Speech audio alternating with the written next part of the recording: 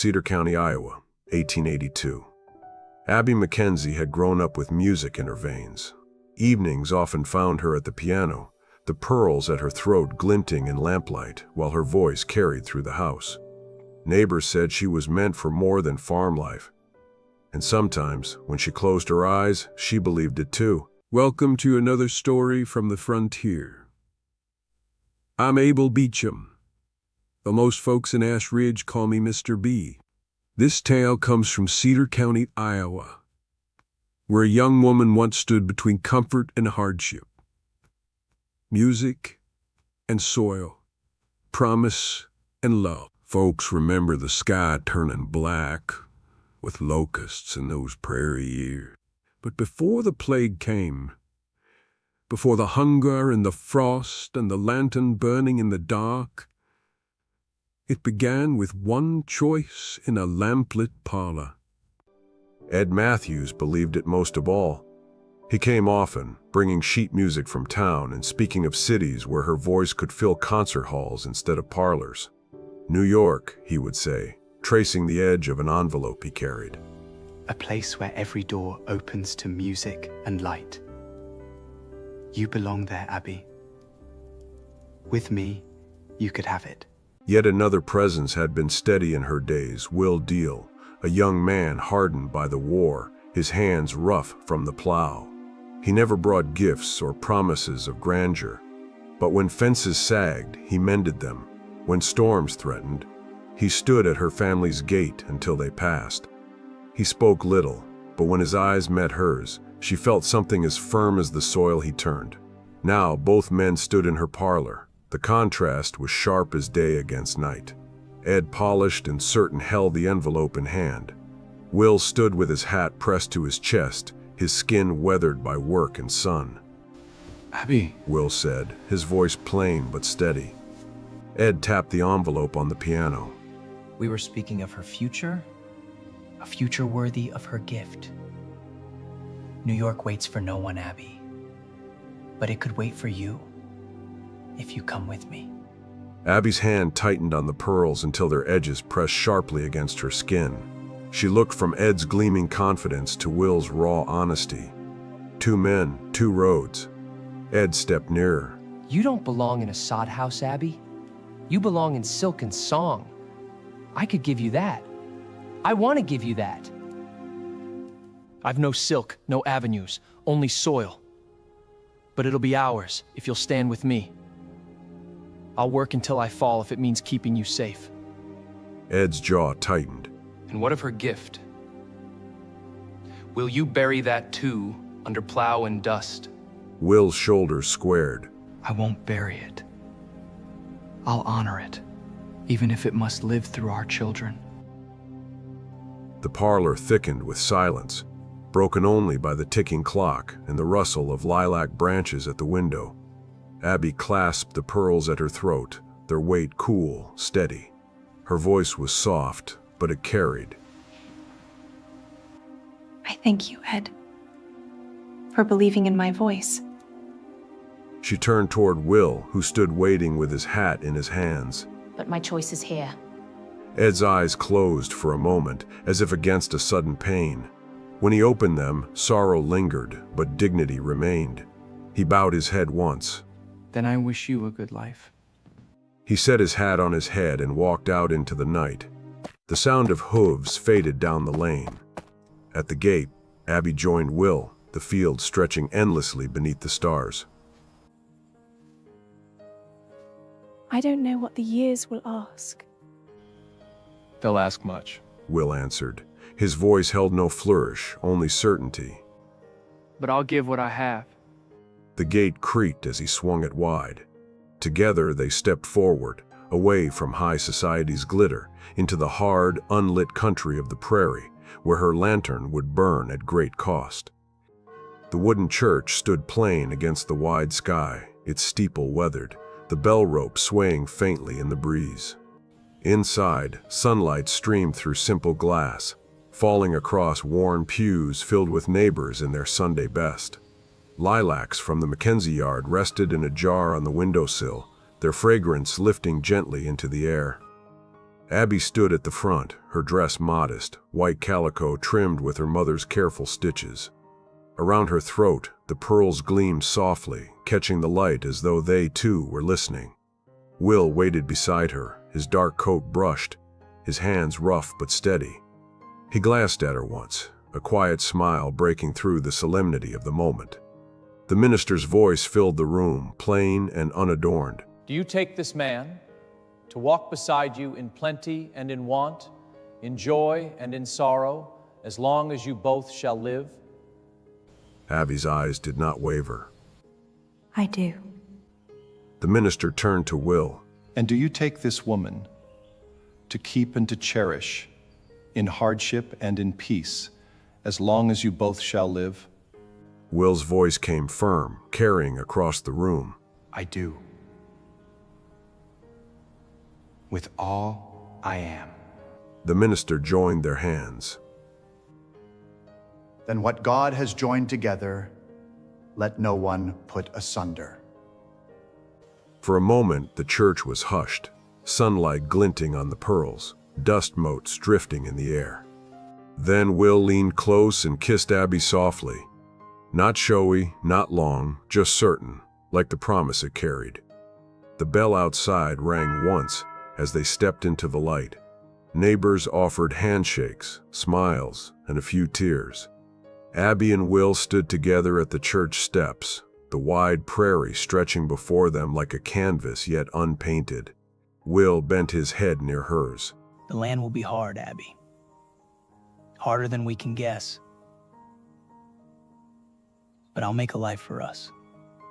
She lifted her face toward him, the pearls warm against her skin, and answered, Then we'll make it together.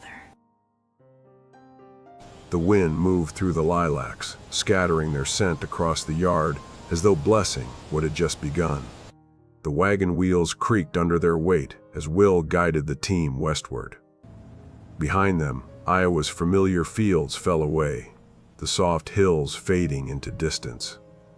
Abbie turned once in the seat, the pearls at her throat glinting, and watched the last line of cottonwoods slip from sight. She thought of the piano in her parents' parlor, the voices of neighbors gathered in song, the scent of lilacs drifting through summer windows. That life grew smaller with every mile.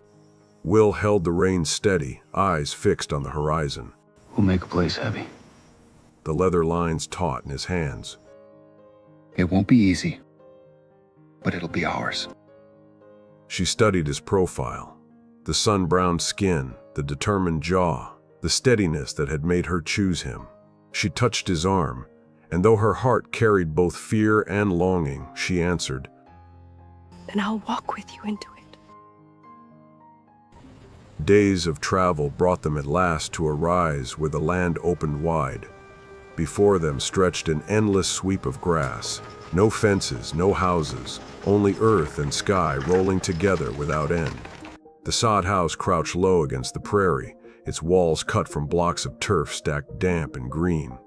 When Abbie stepped inside, the smell of roots and soil closed around her. The ceiling sagged under rough timbers. The floor was only hard-packed earth. She touched the pearls at her throat and felt them strangely out of place, as though they had traveled into another world. That first night, the wind pressed hard against the walls. Will lit a lantern and set it on the table. The flame swayed, shadows leaping across the room. Abbie watched the light flicker on the damp walls. It feels like the house is breathing. It's only the wind. Will said, steadying the lantern glass with his hand.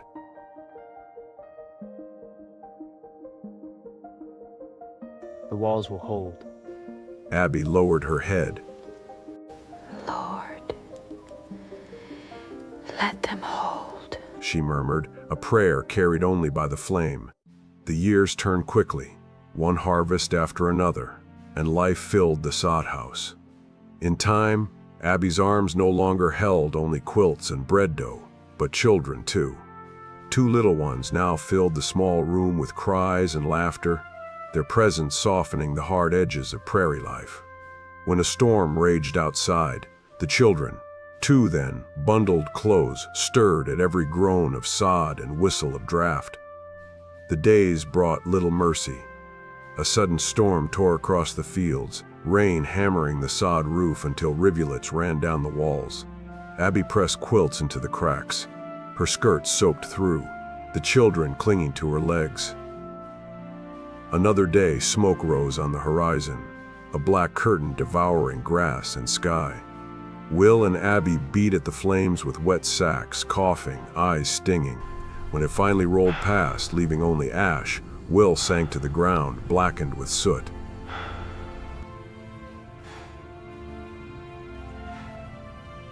He wiped a streak across his face and gave her a faint grin. Well, Abbie, I reckon I'm handsomer than I've ever been. She laughed in spite of herself, breathless and shaking her head. Handsome or not, you'll sleep in the barn if you bring that smell inside. For a moment, they sat together on the scorched earth, their laughter soft, carried away on the wind. Then they rose, and the work began again. Then came the grasshoppers. They arrived like a storm of wings, bodies striking the walls, spilling thick across the ground. By morning, every stalk was stripped, the garden ruined, the cottonwoods gnawed bare. The children tried to shoo them with brooms, shouting and stomping. They'll eat Pa's boots before they're done! The sound of his laughter startled Abbie, and even she smiled, just for a heartbeat, before silence returned. Later, she knelt in the field, soil dry beneath her hands. She bowed her head, shoulders trembling. What if it all goes? What if we can't make it stay?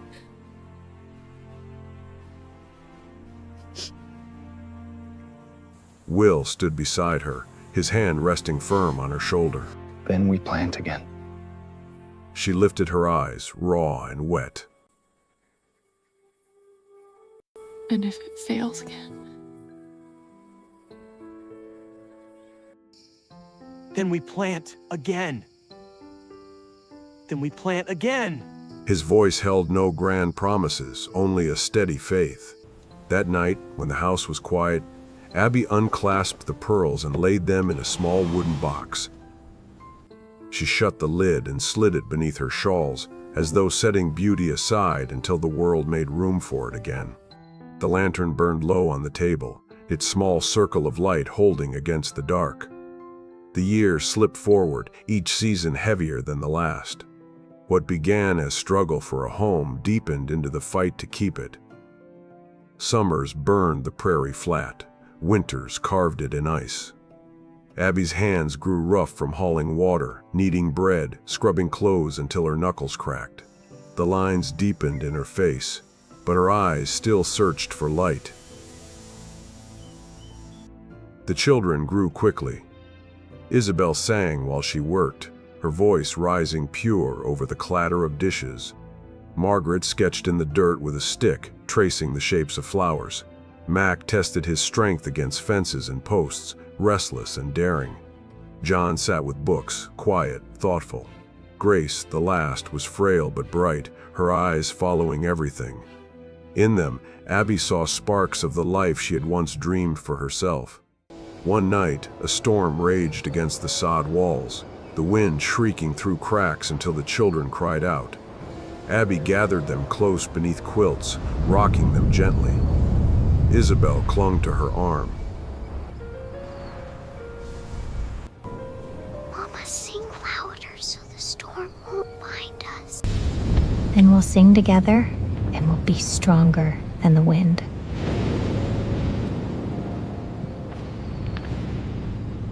Her voice lifted, thin but steady, and the children joined in, their small voices weaving with hers until the roar outside seemed to weaken. The prairie's cruelties came all the same. Corn withered in dust. The shelves emptied. One winter, all that remained were a few jars of beans and a sack of cornmeal. At the table, Abbie laid out the last biscuits.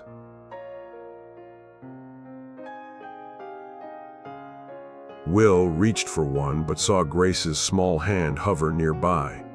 Without a word, he pushed the plate toward her instead. Abbie caught the gesture, her throat tightening. Their eyes met across the table. She reached for his hand beneath the cloth, their fingers closing together in quiet understanding. Later, Margaret traced lines in the dirt with her stick, sketching the ruined stalks.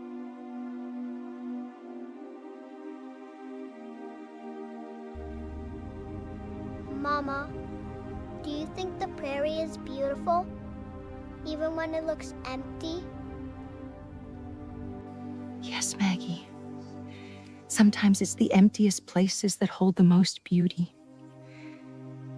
You just have to learn how to see it. That night, Abbie lifted the wooden box from beneath her shawls. She opened the lid. The pearls lay cool and gleaming in the lamplight, as though untouched by time. She held them up, her hand trembling. Will came in from the cold, snow dusting his shoulders. His eyes went straight to the pearls. I'll take them to town. They'll bring flour, meat. The children won't go hungry.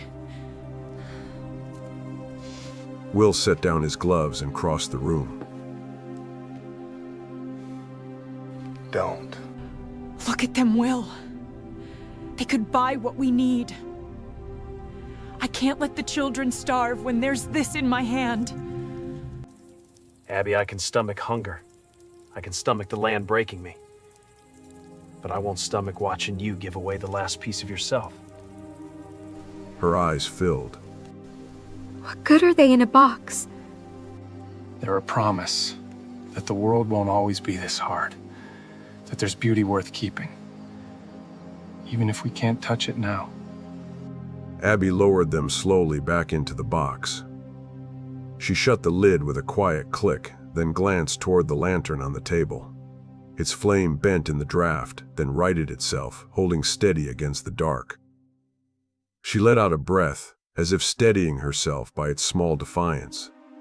For a long time, neither spoke. Only the wind moaned against the sod walls, and the lantern flame swayed, small but unbroken. The years wore Will Deal down. His shoulders stayed broad, but his breath grew short, and the cough that began in winter lingered into summer. Each season, the rows seemed longer beneath his feet. One evening, Abbie found him sitting on the porch step, his hat at his side, staring across the stubbled fields. The dusk settled heavy over the land, the horizon fading into blue shadow. She eased down beside him. You've earned the right to rest, Will. But don't you leave the racing all to me. He chuckled, though his gaze lingered on the horizon, solemn. I'll not see it through much longer. Don't talk that way. The land takes its due, but you'll carry them farther than I ever could. The weeks that followed pressed heavy. The children tried to brighten the sick room. John sat at his father's side, reading aloud in his careful voice. Grace brought water in a chipped cup, her hands trembling but determined. Mack puffed out his chest on the stool. Don't worry, Pa. I'll keep the farm in line till you're better. Will managed to chuckle, weak but real. Heaven help the place, then.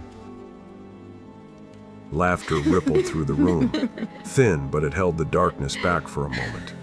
Still, the cough deepened.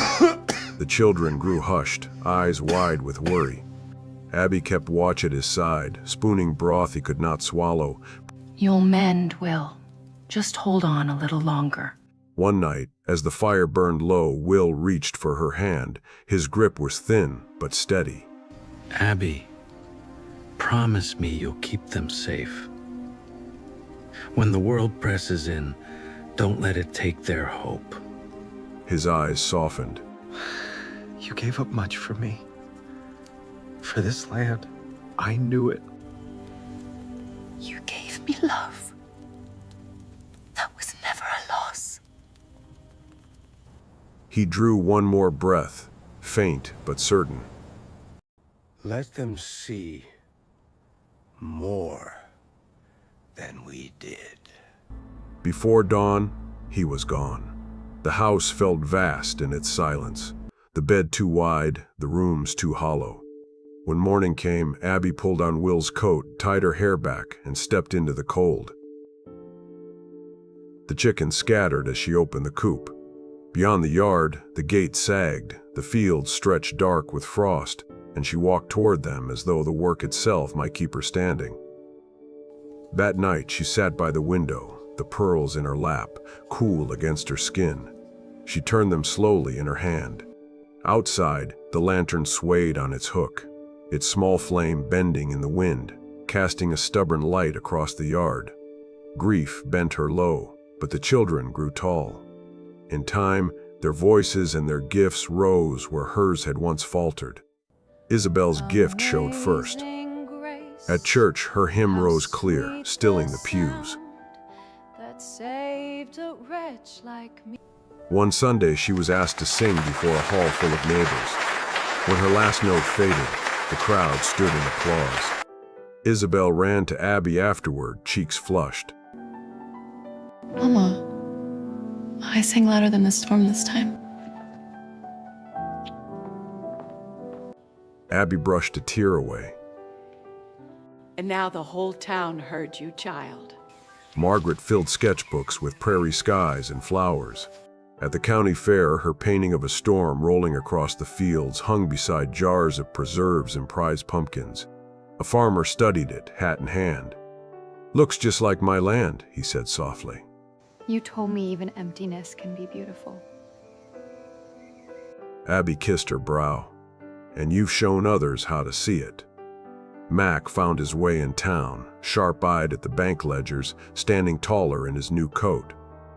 One evening, he came home with pride in his voice. Mama, the Prairie didn't eat my boots this time. It paid me in silver instead. You always did make the Prairie sound like an enemy you could fight. John buried himself in books until the courtroom called him. Abbie sat quietly in the back as he rose to argue his first case, his voice measured, his words steady. When the verdict fell in his favor, John looked toward her. Their eyes met. He gave the smallest nod. She nodded back, whispering under her breath. You've all gone farther than I ever dreamed. Grace, frail in body but fierce in spirit, devoured every book she could find. At night, she read aloud to her mother, her voice alight with wonder. When I read, I go somewhere else. Now her worlds reached beyond the Prairie, and Abbie knew Grace would carry those lanterns into places she herself could not walk. On Sundays, Abbie sat in the pew with her children grown tall around her. The church bell rang clear across the fields. In those moments, she felt Will near again, as if he too heard the echo of laughter, song, and promise rising from the family they had made. The house had grown still. Abbie's steps slowed, her hands stiff from years of work, the ache in her back bending her lower than she wished. She moved through the silent rooms, brushing her fingers over the worn table where her children once quarreled, over the chair where Will had sat at day's end. The quiet pressed heavy, as though the walls themselves remembered more than she could carry. But the silence never lasted long. Grandchildren tumbled through the door, muddy boots and wind-reddened cheeks, their laughter lifting the house again. Abbie sat among them like a rooted tree, her lap a place of rest, her voice carrying the stories of how it had been. Laura, the thoughtful one, lingered longest at her side. Grandma, tell it again. Tell how you chose. Abbie's gaze drifted to the window where stars pricked the sky over the prairie. Her voice came slow, measured. There was a man who could have taken me east to New York. He promised music and lights, a life in fine rooms. And there was another, with nothing but soil under his nails and hope in his eyes. I chose Will. I chose the Prairie. Laura's brow furrowed. Weren't you ever sorry? Abbie smoothed the child's hair with her lined hand. Never sorry. There was a cost, yes. But regret, no. Love carried me farther than comfort ever could. She thought of Isabel's voice, stronger than storms, Margaret showing others how to see beauty in emptiness. Mack's boldness turned to steady gain. John's quiet promise made good. Grace's books opening worlds beyond the horizon. Abbie smiled faintly. Each of them lit a lantern of their own, Laura. That was all I ever hoped. That winter, Abbie lifted the wooden box from its shelf. Inside, the pearls lay cool, their sheen unchanged, though the years had marked everything else. Her hands trembled as she placed them into Catherine's eager fingers. "They're darling," Catherine said, fastening them at her throat, spinning before the mirror. To her, they were simply pretty stones. Abbie watched in silence, the firelight catching each bead. To her, they were 6 decades of sacrifice, hidden beauty carried through hunger and loss, a lantern she had kept burning when the world grew dark. That night, Laura climbed into her lap again. Outside, the porch lantern swayed in the wind, its glow falling across the yard and the boot-worn earth. "Grandma, what is life, really?" Abbie's eyes stayed on the lantern's flame. A life is a light you carry as far as you can. Then you pass it on, so others may see the way. Laura nestled against her shoulder, quiet, as if tucking the truth into her heart. At dawn, the house stood quiet. Abbie lay still, her work finished. In the next room, Catherine's pearls rested in their box, firelight glinting faintly across each bead. Beyond those walls, Isabel's voice still rose in distant churches.